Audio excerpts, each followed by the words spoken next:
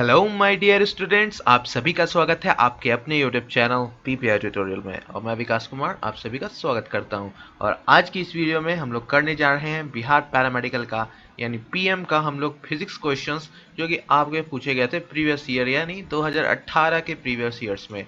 सो ये सारे महत्वपूर्ण सवाल, इंपॉर्टेंट क्वेश्चंस एंड न्यूमेरिकल्स हैं जो कि आपका पूछा गया था बिहार पैरामेडिकल के एग्ज़ाम में। और प्रीवियस ईयर्स आपका हर एग्ज़ाम्स का बैकबोन होता है और आपको ये पता है। और टेलीग्राम चैनल ज्वाइन कर लीजिए मॉक टेस्ट देने के लिए, क्योंकि परीक्षा अब 2020 वाला बहुत नज़दीक आ चुकी है। सो सभी कोई स्टूडेंट जो अभी तक टेलीग्राम नहीं ज्वाइन किए हैं, डिस्क्रिप्शन बॉक्स में लिंक है पीपीआई ट्यूटोरियल के नाम से, आप ज्वाइन कर लीजिए टेलीग्राम चैनल। वहाँ आपका मॉक टेस्ट अब चल रहा है, एक हो भी चुका है। सो समय ना गवाते हुए क्लास को शुरू करते हैं। उससे पहले एक इम्पॉर्टेंट नोटिस, जो भी बच्चे बिहार पैरामेडिकल, झारखंड पैरामेडिकल ये सब की तैयारी कर रहे हैं, वो हमारे निशुल्क पेड कोर्स जो चलने वाला है आपका 10 सितंबर से, वहाँ भी ज्वाइन कर सकते हो। उसके लिए भी आपको टेलीग्राम चैनल पे जाना है।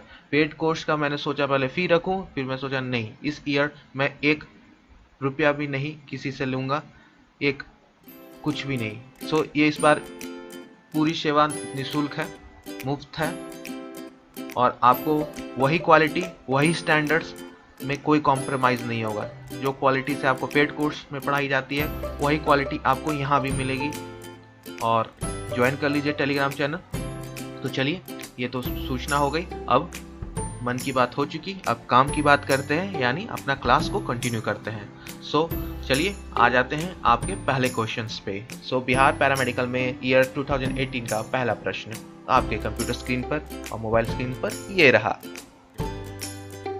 सो आइए क्वेश्चंस की ओर चलते हैं। अब पहला प्रश्न। सो पहला प्रश्न आपसे यहाँ पूछ रहा है कि आपको बताना है कि आपका what is the unit of Tesla. Tesla का यूनिट क्या होता है, यानी आपका टेस्ला किसका मात्रक है। तो ऑप्शंस है चुंबकीय प्लस, बी ऑप्शन है चुंबकीय क्षेत्र तीव्रता, सी है आपका चुंबकीय इंडक्शन, और डी है आपका मैग्नेटिक मोमेंट, चुंबकीय आघूर्ण।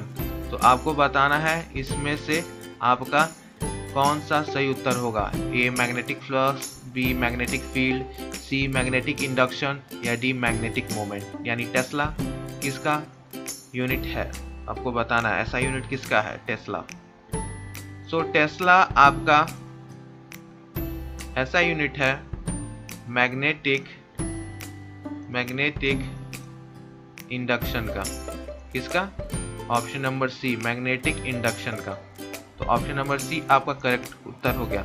अब ये टेस्ला होता क्या है, ठीक है, इसको जान लेते हैं डिटेल में। टेस्ला क्या होता है। सो टेस्ला आपका बराबर होता है 1 वेबर पर मीटर स्क्वायर, ठीक है, जो कि हम लोग मैग्नेटिक इंडक्शन में मेजर करते हैं, मैग्नेटिक इंडक्शन में मेजर करते हैं, ठीक है। तो टेस्ला आपका इसका एसआई यूनिट है, मैग्नेटिक इंडक्शन का एसआई यूनिट, ठीक है। अब यहाँ पर और एक्स्ट्रा हम लोग जाते हैं, magnetic flux, magnetic field, magnetic induction, magnetic moment, सभी का फॉर्मूला सूत्र हम लोग देख लेते हैं एक एक करके, ठीक है। तो एक एक करके सबका देख लेते हैं, ठीक है। तो इरेज कर रहा हूँ और सबका एक एक करके एक्सप्लेन कर रहा हूँ सारे पॉइंट्स को। सो मैग्नेटिक फ्लक्स का हम लोग देखेंगे अब, ठीक है। सो मैग्नेटिक फ्लक्स के लिए हम लोग यहाँ पर चुन लेते हैं ये कलर और स्टार्ट करते हैं अपना काम।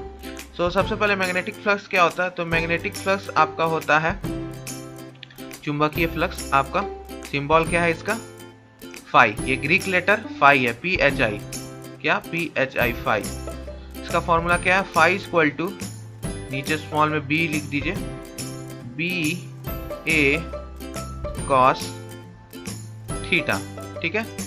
यहाँ पर आपका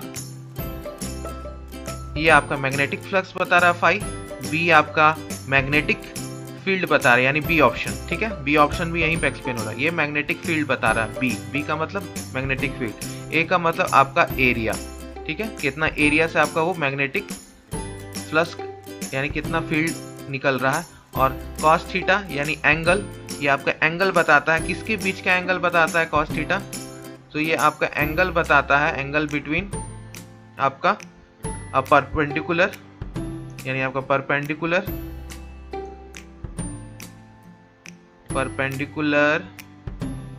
वेक्टर, ठीक है, vector to the area and the magnetic field, to the area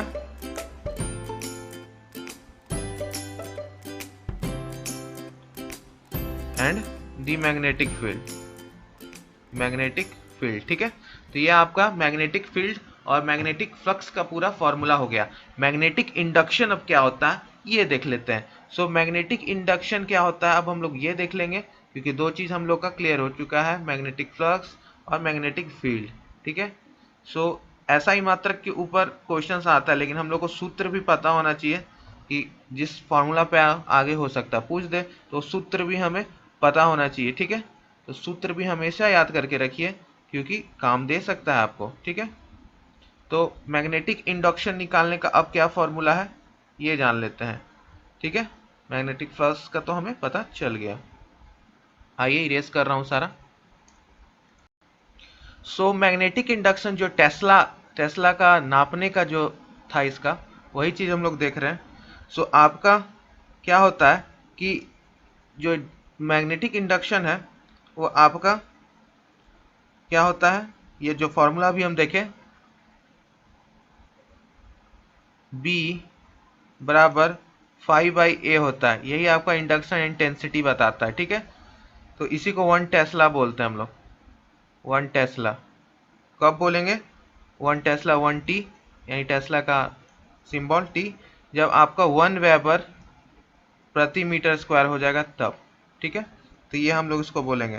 तो इतना मैग्नेटिक फ्लक्स यानी आपका ये मैग्नेटिक फ्लक्स पार होगा इतना एरिया पे, तो वो आपका B के बराबर होगा, ठीक है, जो कि आपका 1 टेस्ला कहलाएगा। तो ये हो गया आपका इंडक्शन, मैग्नेटिक इंडक्शन और उसका यूनिट, ठीक है।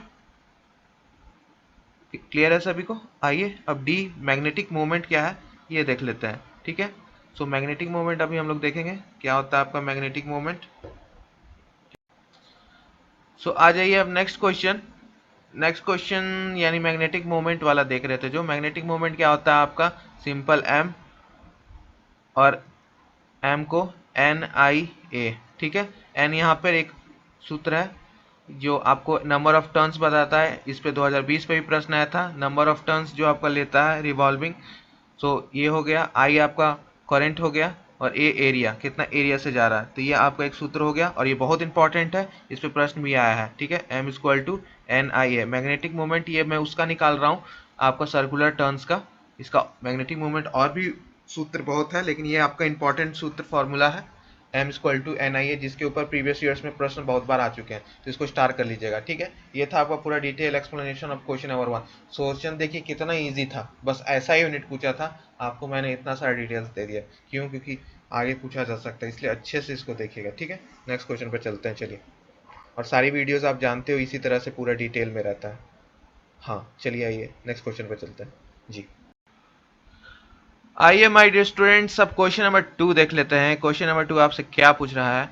सो क्वेश्चन यहाँ आपसे पूछा जा रहा है कि for which light will be the focal length of a convex lens का हाईएस्ट, किस लाइट के लिए आपका कॉन्वेक्स लेंस का फोकल लेंथ सबसे ज्यादा होगा, यानी हिंदी में किस प्रकार के लिए उत्तल लेंस, क्या पूछ रहा है, उत्तल लेंस की फोकस दूरी उच्चतम होगी, मैक्सिमम होगी। तो नीला, पीला, हरा, लाल, ब्लू, येलो, ग्रीन, रेड, किसके लिए, सो आपको बताना है।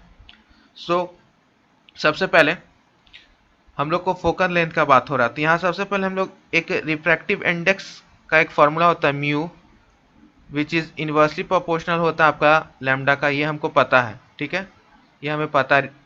लैम्डा यानी वेवलेंथ, किस चीज का वेवलेंथ आपका, ये वेवलेंथ किस चीज का है, तरंगदैर्घ्य किस चीज का है, ये तरंगदैर्घ्य लाइट का, प्रकाश का, ठीक है, के बराबर आपका इन्वर्सली प्रोपोर्शनल होता है, ठीक है। इसका मतलब, कहने का मतलब क्या है कि आपका रिफ्रैक्टिव इंडेक्स बढ़ेगा तो आपका तरंग दैर्घ्य कम हो जाएगा। अगर तरंग दैर्घ्य को बढ़ाएंगे तो रिफ्लेक्टिव इंडेक्स बढ़ जाएगा। यही बता रही है फॉर्मूला। ठीक है, अब हम लोग एक और फॉर्मूला जानते हैं, lens maker formula. Lens maker formula, ठीक है, ये भी बहुत महत्वपूर्ण सूत्र है।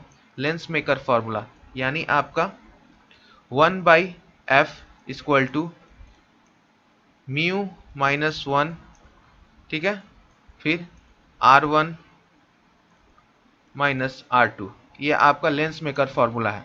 इससे हमको क्या मिलता है कि आपका जो म्यू है वो आपका यहाँ भी इन्वर्सली प्रोपोर्शनल है फोकस लेंथ का।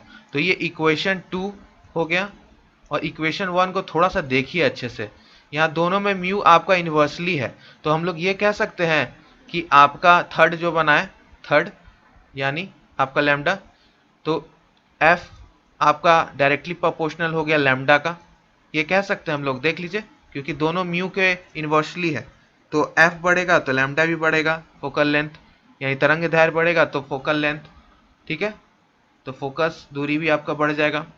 सो इससे हमको क्या पता चला कि लैम्डा जिसका ज्यादा रहेगा फोकस लेंथ भी उसका रहेगा। तो अब ब्लू, येलो, ग्रीन, रेड, विबजी और आपको याद है VBGY, विबजी और विबजीओर में आपका सबसे रेड और वायलेट, तो रेड का सबसे ज्यादा आपका लेता है लैम्डा यानी तरंग दैर्घ्य, और वायलेट का सबसे कम रहता है। ठीक है, तो रेड का आपका चूंकि तरंग दैर्घ्य सबसे ज्यादा है तो फोकस लेंथ भी आपका ज्यादा होगा। ठीक है, तो आपका रेड करेक्ट उत्तर हो गया, लाल आपका करेक्ट उत्तर हो गया। अगर वायलेट हम पूछते तो हम पूछते स्कैटरिंग।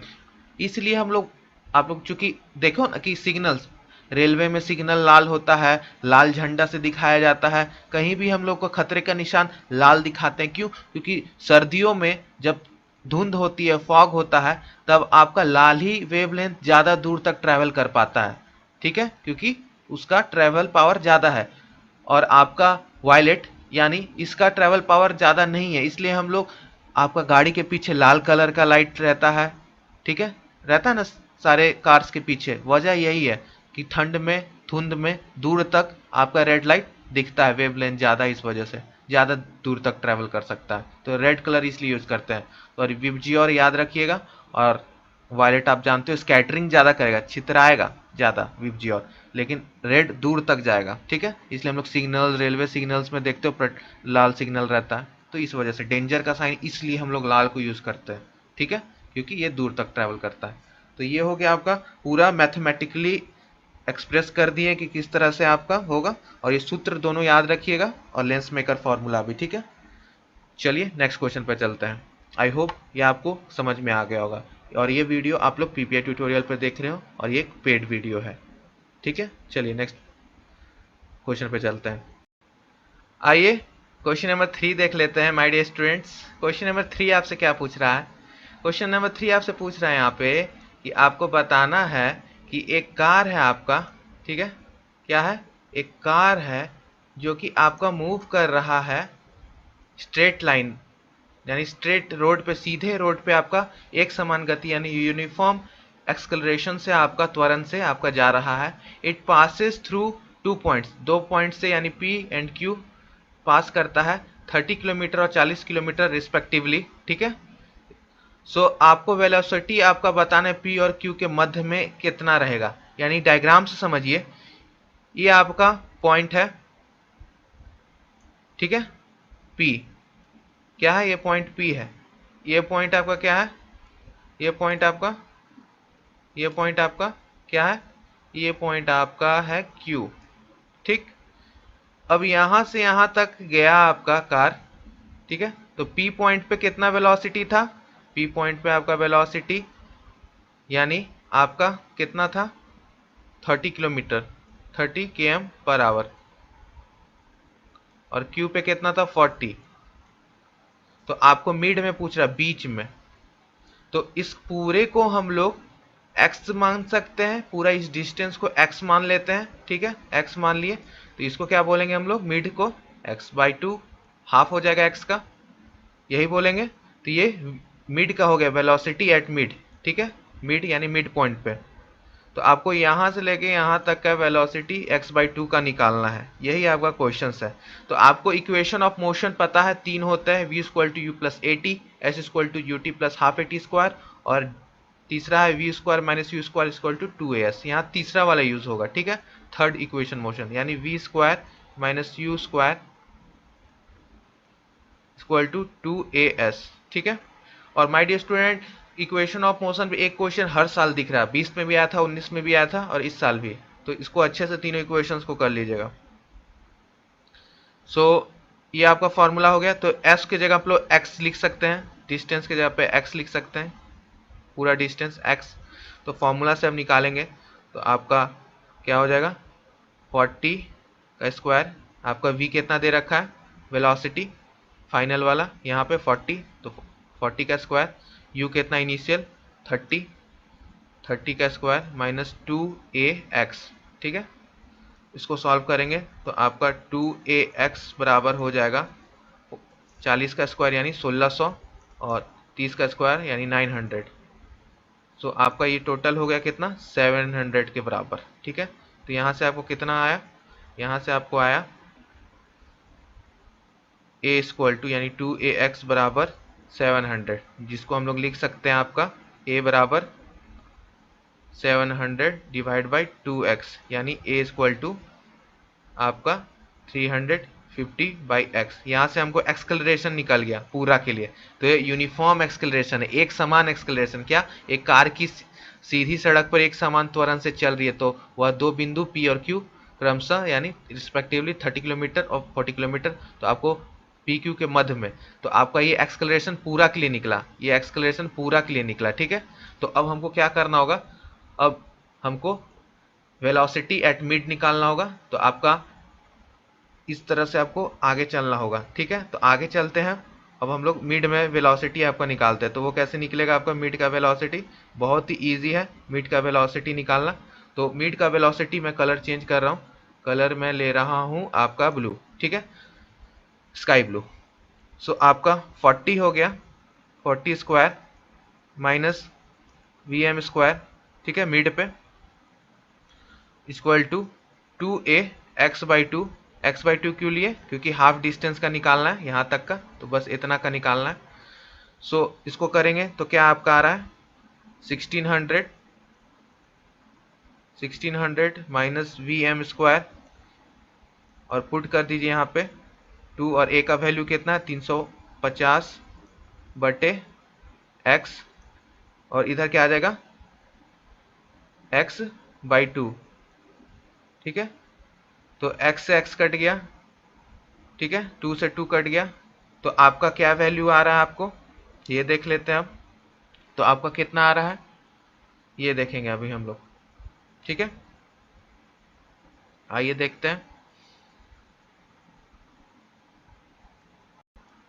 सो मैंने इरेज कर दिया। सो जो लास्ट आपका कहाँ तक आया था कि VM जो स्क्वायर है वो आपका बराबर 1250 था, जिसको हम लोग लिख सकते हैं √1250, जिसको हम लोग लिख सकते हैं 25 इंटू 25 इंटू 2 करके देखिए, यही आएगा आपका। इसको एक बार करके देख लीजिए, वही चीज़ आपका आ रहा है। 25 इंटू 25 इंटू 2 में तोड़िएगा तो आपका उतना ही आ रहा है, 25 इंटू 25 इंटू 2, ठीक है।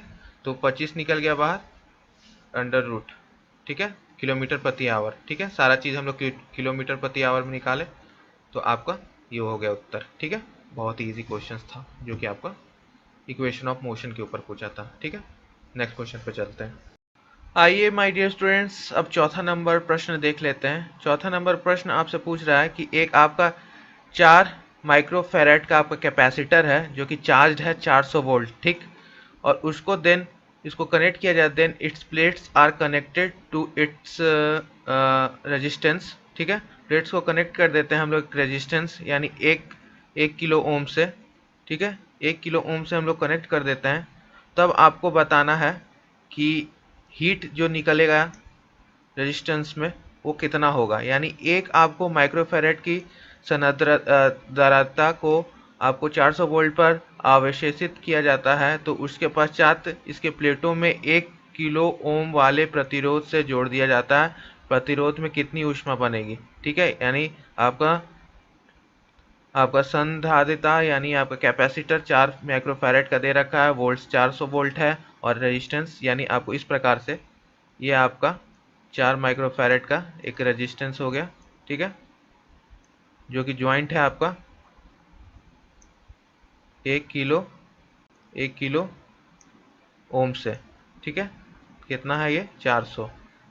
अब हम लोग को इसको निकालना है, तो जो म्यू कैपेसिटर का आएगा, यू कैपेसिटर का हाफ सी वी स्क्वायर, ये फॉर्मूला हमें पता है। ठीक है, सो इसमें क्या करना होगा 1/2 इंटू, क्योंकि माइक्रो में दे रखा है तो माइक्रो से हमको इसको चेंज करने के लिए क्या होगा 10 से मल्टीप्लाई, 10 का पावर -6 से करना होगा मल्टीप्लाई, तो क्या आ जाएगा 4 इंटू 10 का पावर -6, 4 इंटू 10 का पावर -6 इंटू आपका v कितना दे रखा है 400, तो 400 का स्क्वायर, तो आपको कितना आ रहा है 2 से 2 कट गया इधर, तो आपका आ रहा है 2 इंटू 10 का पावर 6 और इधर 1600, जो कि आपका आ जा रहा है बराबर 16 का 16, 16 दूनी 32, 32 इंटू 10 का पावर -2 जूल्स, जो कि आपका बराबर 0.32 जूल्स। ठीक है, तो ये आपका डी करेक्ट ऑप्शन हो गया। ठीक है, तो ये half C V square energy stored जो होगा, एनर्जी स्टोर्ड वो आपका हाफ सी वी स्क्वायर होगा। होता क्या है कि आपका ये जो एनर्जी स्टोर्ड होता है कैपेसिटर में कैसे निकलेगी, तो आपका ये जो रजिस्टर है ना इसके हीट के फॉर्म में निकल जाएगी। ठीक है, इसको चार्ज करने के बाद जब कनेक्ट कीजिएगा एक रजिस्टर, तो इसको हीट प्रोड्यूस करने में ये निकल जाएगा। तो यहाँ पे निकलता है, स्टोर कहाँ होता है कैपेसिटर में, और निकल जाता है यहाँ पे रजिस्टर में। ठीक है, सो आपका प्रतिरोध से निकल जाता है। तो ये था क्वेश्चन नंबर 4 न्यूमेरिकल, बहुत अच्छा न्यूमेरिकल, ऐसा आपका 2021 में भी आ सकता है। ठीक है, और 2022 का बात तो अभी छोड़िए, नेक्स्ट ईयर में भी आ सकता है। सो आइए क्वेश्चन नंबर 5 अब करते हैं। क्वेश्चन नंबर 5 आपसे क्या पूछता है, which does not occur in both sound and light waves, कौन ध्वनि और प्रकाश दोनों तरंगों में नहीं होता। पहला आपका व्यतिकरण, बी विवर्तन, सी कोहेरेंस, डी ध्रुवन, यानी इंटरफेरेंस, डिफ्रैक्शन, कोहेरेंस और पोलराइजेशन। सो आपका साउंड वेव किस टाइप का वेव होता है, पहले ये बता दीजिए। साउंड वेव्स किस टाइप का वेव होता है, और लाइट वेव्स किस टाइप का वेव होता है, किस प्रकार का आपका तरंग होता है, पहले ये बता दीजिए। तो साउंड वेव आपका क्या होता है लॉन्गिट्यूडनल, क्या होता है लॉन्गिट्यूडनल वेव होता है, लॉन्गिट्यूडनल।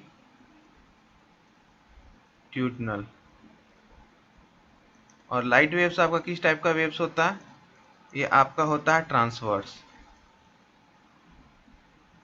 सो ट्रांसवर्स, सो चूंकि आपका साउंड एक लॉन्गिट्यूडनल वेव है तो इसको हम लोग पोलराइज नहीं कर सकते। ठीक है, इसका ध्रुवन नहीं हो सकता, लेकिन लाइट वेव्स का आपका पोलराइजेशन हो सकता है, बिकॉज पोलराइजेशन ऑफ लाइट होता है, क्योंकि एक ट्रांसवर्स वेव है तो आपका ये पोलराइजेशन ध्रुवन हो सकता है। तो इसका डी ध्रुवन सही उत्तर होगा। ध्वनि और प्रकाश दोनों में आपका which does not occur in both, तो ध्रुवन। बाकी तीनों आपका इंटरफेरेंस, डिफरेंस और कोहेरेंस दोनों में हो सकता है, लेकिन पोलराइजेशन सिर्फ लाइट वेव में होगा, साउंड वेव में नहीं। तो इसमें पूछ रहा है कि which does not occur in both, दोनों में नहीं होता है, तो आपका ध्रुवन। ठीक है, तो पांचवा क्वेश्चन नंबर का ये रहा आपका एक्सप्लेनेशन। चलिए नेक्स्ट क्वेश्चन पे चलते हैं।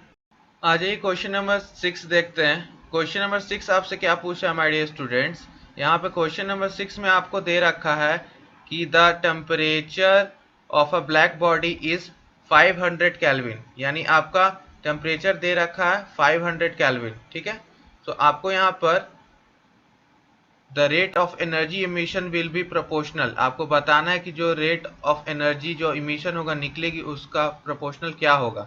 तो आपका एक कृष्णिक आपको दे रखा है ताप 500 के, तो इसकी ऊर्जा का आपको दर समानुपाती होगा किसका, यानी ये आपका कृष्णिका आपको बताना है कि दे रखा है ताप 500 कैलोरी पे है, यानी ब्लैक बॉडी, तो उसका एनर्जी एमिशन कितना होगा, तो आपको ये बताना है। ठीक है, ठीक, सो आपको ये कैसे होगा, सो ये आपका आधारित है स्टीफेंस लॉ पे। ठीक है, स्टीफेंस लॉ हम लोग पढ़ रखे हैं, स्टीफन्स लॉ के ऊपर, ठीक है।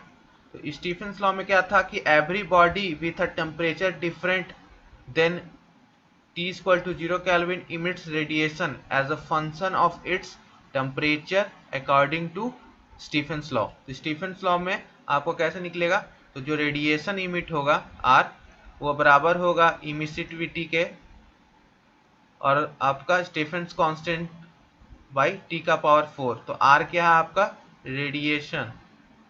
रेडिएशन इमिटेड, ठीक है। E क्या है आपका इमिसिविटी और ये क्या है आपका कांस्टेंट स्टीफन कांस्टेंट और ये क्या है आपका टेम्परेचर एब्सोल्यूट टेम्परेचर। सो आपका यहाँ पर सब कुछ 1 रहता है ब्लैक बॉडी के लिए, ये 1 रहता है, ठीक है, कांस्टेंट है। सो आपका यहाँ पे क्या आ जाएगा, ये E equal to directly proportional temperature का पावर 4 यानी आपका 500 का पावर 4, ठीक है। ब्लैक बॉडी के लिए 1 रहता है, ठीक है। तो आपका ऑप्शन नंबर ए सही आ गया। तो ये स्टीफेंस लॉ याद रखिएगा, ठीक है, स्टीफेंस लॉ, ठीक। क्वेश्चन नंबर 7 पे चलिए चलते हैं। So my dear students, question number 7 आपसे यहाँ पूछ रहा है कि एट व्हाट टेम्परेचर, यानी आपको किस टेम्परेचर के ऊपर आपको बताना है at what temperature will the speed of sound will be twice at speed of 27 degree Celsius, यानी at which temperature will the speed of sound will twice its speed at 27 degree Celsius. किस तापमान पर ध्वनि की गति उसके 27 degree पर गति से दुगनी होगी, यानी 27 डिग्री सेल्सियस पर आपको जो स्पीड ऑफ साउंड होगा दुगना किस टेम्परेचर पे होगा। सो स्पीड ऑफ साउंड हम लोग कैसे निकालते हैं, स्पीड ऑफ आपका साउंड इन एयर में आपका क्या होता है √3 RT/MO का, ठीक है, M नॉट। थस आपका speed, thus the speed will be V is directly proportional √T, ठीक है। तो आपका √T के बराबर होगा। तो वेलोसिटी कब डबल हो जाएगा आपका, तो आपका उसके लिए आपको 4 टाइम्स इनिशियल वैल्यू का जाना होगा, ठीक है। तो 27 प्लस 277 करेंगे 73 सॉरी, तो आपका कितना हो जाएगा 300 केल्विन, ठीक है। तो इनिशियल टेम्परेचर आपको 300 केल्विन रखना होगा और फाइनल टेम्परेचर आपका कितना हो जाएगा, हेंस फाइनल टेम्परेचर आपका कितना हो जाएगा, तो फाइनल आपका हो जाएगा 1200 केल्विन। तो फाइनल यानी माइनस कर दीजिए 273, ये आपका हो जाएगा कुछ सही उत्तर। बात समझ में आई, तो 927 सेल्सियस, ठीक है। सो यहाँ पे टेम्परेचर चूंकि आपको सेल्सियस में दे रखा है तो आपको सेल्सियस में निकालना है, ठीक है। तो सेल्सियस में कुछ इस प्रकार से निकलेगा, क्योंकि 300 केल्विन आप इसको कह रहे हो, यानी आपका 270 प्लस 273 तो 300 केल्विन हो गया। तो इसको आपको लेके जाना है 4 गुना, तो 4 गुना की रहे तो 1200 आया। 1200 केल्विन को हम लोग क्या बोलते हैं 927, यानी आपको इससे माइनस कर देना 273 को, तो सेल्सियस में आ गया। तो कुछ इस प्रकार से आपको ये निकालना था, ठीक है। बहुत इजी प्रश्न था ये, आपको बस velocity is directly proportional to root under temperature, ठीक है। टेम्परेचर आप पहले केल्विन में निकाल लो, क्यों, क्योंकि आपका 300 केल्विन निकला और इसको 4 टाइम्स बढ़ाना है, तब जाके आपका ये 2 टाइम्स बढ़ेगा वेलोसिटी, क्योंकि रूट में है ना, इस वजह से रूट निकालेंगे तो तब जाके ये आपका निकलेगा। तो ये कारण था आपका इस तरह से क्वेश्चंस करने के लिए। अब लास्ट क्वेश्चन, क्वेश्चन नंबर 8, बहुत ही मज़ेदार क्वेश्चंस, बहुत ही अच्छा क्वेश्चंस और न्यूमेरिकल्स। सो आपको यहाँ पे निकालना है न्यूमेरिकल, इसको बनाना है बढ़िया से। The ratio of the masses of 3 copper wire is 1:3:5 है, ठीक है, 1:3:5 है। And the ratio of their length is 5:3:1। The ratio of electrical resistance of this wire, तो आपको इसका इलेक्ट्रिकल रेजिस्टेंस निकालना है। सो आप कैसे निकालोगे इसका इलेक्ट्रिकल रेजिस्टेंस, थोड़ा सा क्वेश्चंस है बड़ा, क्वेश्चंस थोड़ा सा है बड़ा, इसको मैं अच्छे से आपको एक्सप्लेन करूंगा, तो इसको अच्छे से देखिएगा। हमको यहाँ पे तांबे के 3 तारों का द्रव्यमान अनुपात दे रखा है 1:3:5 तथा उसकी लंबाई का अनुपात 5:3:1 तो इन तारों के विद्युत प्रतिरोधों का अनुपात आपको बताना है तो कितना होगा। तो थोड़ा सा लंबा है ये न्यूमेरिकल्स, लेकिन मज़ा आएगा करने में, ठीक है। ये लंबा न्यूमेरिकल्स है, थोड़ा सा टाइम टेकिंग है। देखिए सबसे पहले स्टेप नंबर 1 क्या करना है हमें। स्टेप नंबर वन हमको रिलेशन फाइंड आउट करना है रेजिस्टेंस का। तो रेजिस्टेंस का रिलेशन क्या होता है, R equal to L A, ठीक है, जिसको हम लोग क्या बोल सकते हैं, R equal to L square by V, क्योंकि आपका एरिया क्या होता है, वॉल्यूम अपॉन में लेंथ, ठीक है। तो आपका इसको और सिंप्लीफाई करेंगे तो आपका क्या आ जाएगा, डी एल स्क्वायर अपॉन में एम। कैसे, तो आपका v क्या होता है, एम डी के बराबर होता है, ठीक है। तो आपका ये आया। तो इस इक्वेशन से हमको क्या मिला, ये वाले इक्वेशन से, कि इस फार्मूले में सूत्र में आपका डेंसिटी क्या हुआ एंड रेजिस्टिविटी, जो आपका ये रेजिस्टिविटी था, ये क्या हुआ, all three wires are same because आपका सेम मटेरियल का है। तो आपका ये जो R होगा वो आपका इन्वर्सली होगा लेंथ का, मास का सॉरी, और डायरेक्टली होगा लेंथ का, इक्वेशन 1, ठीक है। अब स्टेप 2 क्या है, स्टेप 2 है आपका निकालना, ठीक है, रेजिस्टेंस का रेशियो ऑफ रेजिस्टेंस का आपको रेशियो निकालना। तो गिवन क्या है हमको, m1 m2 m3 equal to 1:3:5, ठीक है। तो आपका यहाँ पे लेंथ का क्या दे रखा है, लेंथ का भी लिख लीजिए 5:3:1, ठीक है। तो इक्वेशन 1 जो आपका यहाँ दे रखा है इसमें बस इक्वेट कर दीजिए। तो आपका क्या हो जाएगा, यहाँ पे कलर चेंज कर दे रहा हूँ, कलर कर दे रहा हूँ ग्रीन, ठीक है। तो ग्रीन कलर से लिख रहा हूँ R1:R2, क्योंकि रेजिस्टेंस का पूछ रहा है R3। तो क्या हो जाएगा आपका, बताइए। तो ये हो जाएगा आपका L1 का स्क्वायर रेशियो L2 का स्क्वायर रेशियो L3 का स्क्वायर, ठीक है, M1 M2 M3, ठीक है, M3। तो वो आपका क्या बराबर हो जाएगा, तब पुट कर दीजिए वैल्यू। लेंथ का कितना, 5 का स्क्वायर, आपका 3 का स्क्वायर, 1 का स्क्वायर, नीचे क्या है आपका 1:3:5। तो कैलकुलेशन करने पे क्या आ गया आपका 125:15 और रेशियो 1, ठीक है। तो आपका D is your correct option. यहाँ रेशियो तोड़िएगा तो डिवाइड में ये चल जाएगा, ठीक है। इस वजह से आपका इस प्रकार से हो गया, इजी था ना। सो आपका ये था पूरा। कैसा लगा आपको क्लास, कमेंट करके ज़रूर बताइएगा। अच्छा लगा तो ज़रूर सब्सक्राइब कर लीजिएगा for Bihar, UP, Jharkhand paramedical polytechnic ITI तैयारी करने के लिए पीपीआई ट्यूटोरियल को सब्सक्राइब कर लीजिए। और लिंक में आपको डिस्क्रिप्शन बॉक्स में टेलीग्राम चैनल होगा, ज्वाइन कर लीजिए। 10 तारीख से यानी 10 सितंबर 2021 से आपका पेड कोर्स जो कि निःशुल्क रूप से चलने वाला है।